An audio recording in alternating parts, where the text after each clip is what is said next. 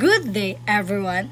Imagine a healthcare system where all our medical data is integrated, accessible, and easily shared across the different platforms. That is exactly what the Senate Bill number 1569 aims to achieve. Today, we will walk you through this important bill and how it is plans to reshape the future of healthcare in the Philippines.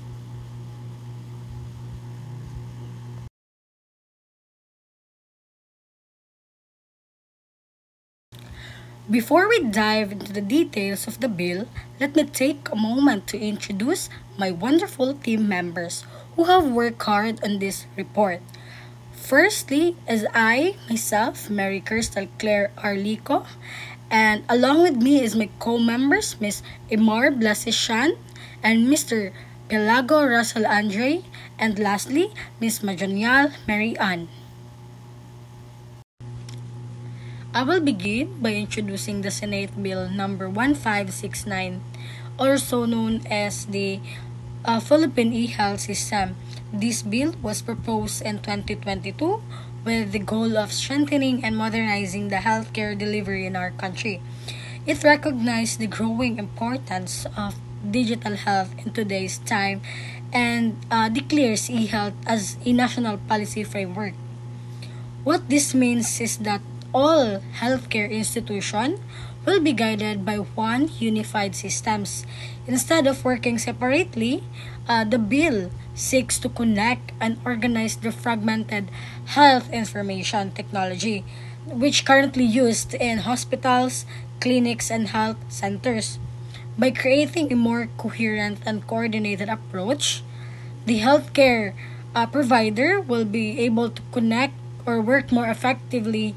Most importantly, patients will benefit because they can receive safer, faster, and more um, efficient healthcare services. The effects of Senate Bill number 1569 on fragmented health information technology. The health information technology in the Philippines is very fragmented. So this means that the hospital, clinics, and health centers often use their own system that are not connected with each other. Because of this, it is difficult to share patients' information across the different facilities. So for example, if the patient moves from one hospital to another, their medical history usually has to be repeated or re-record since the system cannot communicate. This lack of integration can lead to duplicated records, delays in treatment, and sometimes even medical errors. So with the Senate Bill number 1569 declaring e-health as a national policy framework, one standard guideline will now be set for all institutions to follow. Instead of using separate system, there will be one coordinated and unified approach. This allows the patient data to be collected, stored, and accessed in a more organized way, no matter which facility the patient visits. Having a coherent system means better communication among healthcare providers, less duplication of work, and faster access to important information. This will help the doctors and the nurses make a safer and quicker decision since a complete patient history are readily available. Patients will also benefit because they won't need to repeat the test or provide the same details multiple times. In the long run, this policy addresses inefficiencies, promotes patient safety, and ensures that healthcare delivery in the country becomes more effective, reliable, and future ready. Implication for nurse informatics specialists. The bill also requires the establishment of a national e-health system and a health sector enterprise architecture. So this will serve as the foundation of a more organized and coordinated digital health framework in the Philippines. Because of this, there is now a strong need for professionals who can connect healthcare practice with technology, and this is where the nurse informatics specialist comes in. So one of their most important responsibility is to make sure that the hospital and clinic system follow the national e-health standard.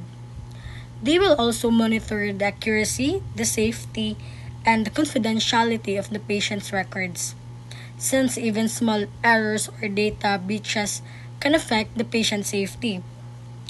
Protecting patient privacy will be one of their top priorities. Nurse informatics specialists are also expected to guide and train the other healthcare workers in using the e-health tools. Many nurses and staff may not be familiar with these technologies, so their role as trainers and supporters is crucial. They also act as a bridge between the clinical team and the information technology specialists, making sure that the technical aspects of the systems are applied correctly in actual healthcare practice. Beyond this task, uh, they also play a role in innovation. Nurse informatics specialists can use technology to enhance the patient monitoring, to support the telehealth service for remote communities, and even contribute to nursing research by analyzing the digital health data. With their unique combination of clinical knowledge and technological skills, they ensure that the digital transformation of the Philippine healthcare is now successful, but also leads to better, safer, and more efficient patient care. Good afternoon. Today I'll be discussing Senate Bill number 1569, Declaration of e-Health as a Policy Framework, and its role of a coherent and coordinated system affects the fragmented state of health information technology in the Philippines. Right now, our health information systems are very fragmented. Different hospitals, clinics, and local government units use various software and reporting systems. These systems don't communicate with one another, so patient records often stay within one facility.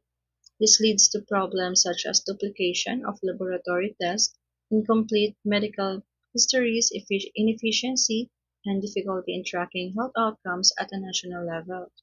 So Senate Bill 1569 addresses this issue by declaring e-health as a national policy framework. This means e-health is no longer just an optional innovation, it becomes a guiding principle for the whole health sector. It ensures that all stakeholders, hospitals, clinics, local governments, and even private providers are aligned under one national direction. To reduce fragmentation, the bill includes several important provisions. First, it mandates standards and interoperability so that different systems can talk to each other and secure share patient records. Second, it establishes a secure health information exchange to serve as a trusted platform for data transfer. Third, it calls for an electronic medical records center under the Department of Health, which will act as the hub for managing patient data and ensuring proper storage. And fourth, it forms a national e-health steering committee composed of DOH, DOST, DICT, PhilHealth, and other agencies to oversee, coordinate, and implement the system. These measures directly address the fragmented state of our current system. With unified and standardized records, patient information can follow them from one hospital to another. There will be better coordination of care, especially for patients who transfer between facilities. Government agencies will accurately consolidate data for planning and policy making. And finally, there will be stronger governance and accountability since all institutions must comply with the national framework. Many hospitals and local units still use legacy systems that may not immediately align with the standards. Nurses and healthcare workers will need training in digital literacy and fully adapt. And most importantly, issues of data privacy and cybersecurity must be strictly addressed to protect sensitive patient information. In conclusion, Senate Bill 1569 transforms our health information technology from a fragmented system into a coherent, coordinated, and standardized e-health system. So Senate Bill number 1569 requires the Department of Health or DOH to strengthen its knowledge management and information technology services or KMITS into a full-fledged bureau. This move aimed to improve the country's health information system and support the shift towards a more coordinated e-health framework. So currently, KMITS is a service unit under DOH that oversees health information system, its IT infrastructure and data management. However, its capacity is still limited due to its status as a service rather than a bureau. So, if KMITS become a bureau, it means first increase in authority and resources. It will have a stronger mandate, more budget, and specialized staff to manage health data and IT nationwide. Second, standardization of health data. Nurses will benefit from uniform guidelines, policies, and formats when documenting, reporting, and accessing patient information. Third, improve access to reliable data. Nurses rely on DOH for patient care planning, research, policy making, and public health programs. A stronger bureau ensures that this data is more updated, accurate, and accessible.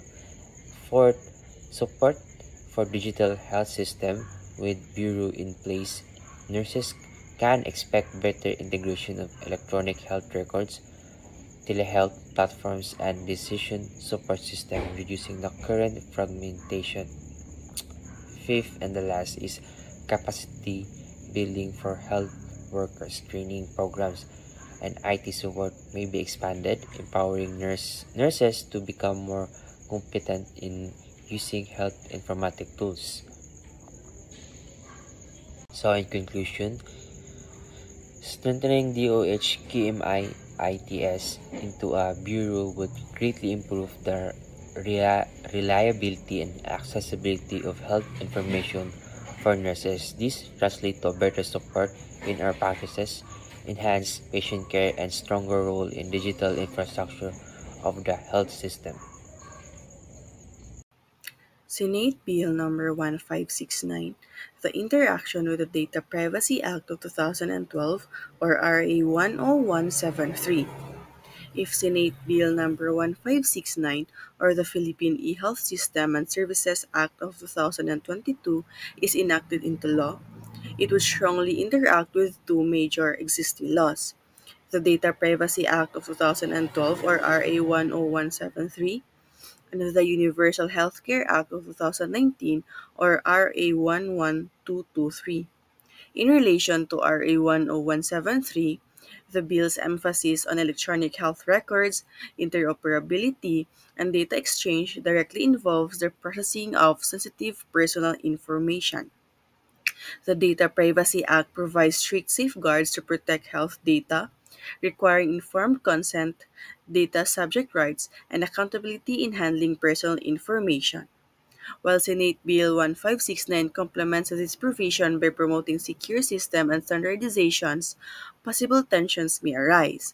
For example, the bill's goal of seamless information sharing could conflict with the DPA's requirement for patient consent, especially when data is used beyond its original purpose, such as research or surveillance. Likewise, reliance on digital and cloud-based solutions could raise challenges for cross-border data transfers, which are strictly regulated under RA 10173. Thus, Senate Bill 1569 it would need to harmonize its implementing rules with the Data Privacy Act to ensure patient privacy is not compromised while still enabling effective health data interoperability. On the other hand, Senate Bill number 1569 aligns more naturally with Universal Healthcare Act or RA 11223. This envisions equitable access to quality health services for all Filipinos, and e-health is a powerful tool to realize this mandate, particularly for geographically isolated and disadvantaged areas. By institutionalizing ICT in healthcare, Senate Bill 1569 could enhance service delivery, improve data driven planning, and strengthen integration across health providers, thereby reinforcing Universal Healthcare Act's objectives. However, challenges also exist. The Universal Healthcare Act devolves much of the responsibility for service delivery to local government units, many of which lack infrastructure, funds, or technical capacity to implement sophisticated e-health systems. Without careful resource allocation, e-health may worsen inequities by favoring well-connected areas while leaving rural communities behind. Furthermore, the new appropriations proposed by Senate Bill 1569 would need to be coordinated with existing Universal Health Care Act funding to avoid redundancy and inefficiency. So now that we've discussed the key features and implications of Senate Bill number 1569, also known as the Philippine e-health system, let's move on to the question and answer portion. These questions will help us better understand the impact of this bill on healthcare delivery, patient safety, and the role of health professionals. First, how does Senate Bill number 1569's declaration of e-health as a policy framework address the fragmented state of health information technology in the Philippines? So currently, our health information systems are fragmented. Hospitals and clinics often use different software that do not connect with each other. This creates duplications of tests, delays in treatment, and even medical errors.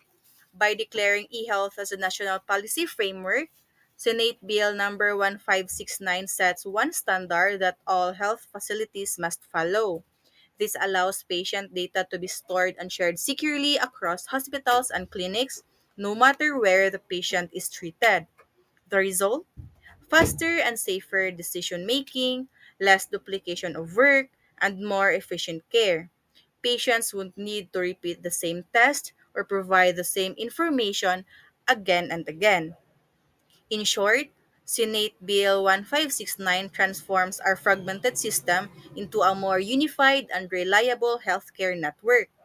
Next, what are the implications of establishing a national e-health system for the role of nurse informatics specialists? So the creation of national e-health system and health sector enterprise architecture highlights the need for professional who can connect clinical practice with technology. And that is where nurse informatics specialists will come in.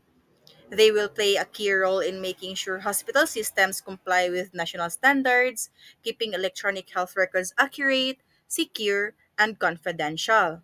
They will also train and support other healthcare workers who may not be familiar with the new technology.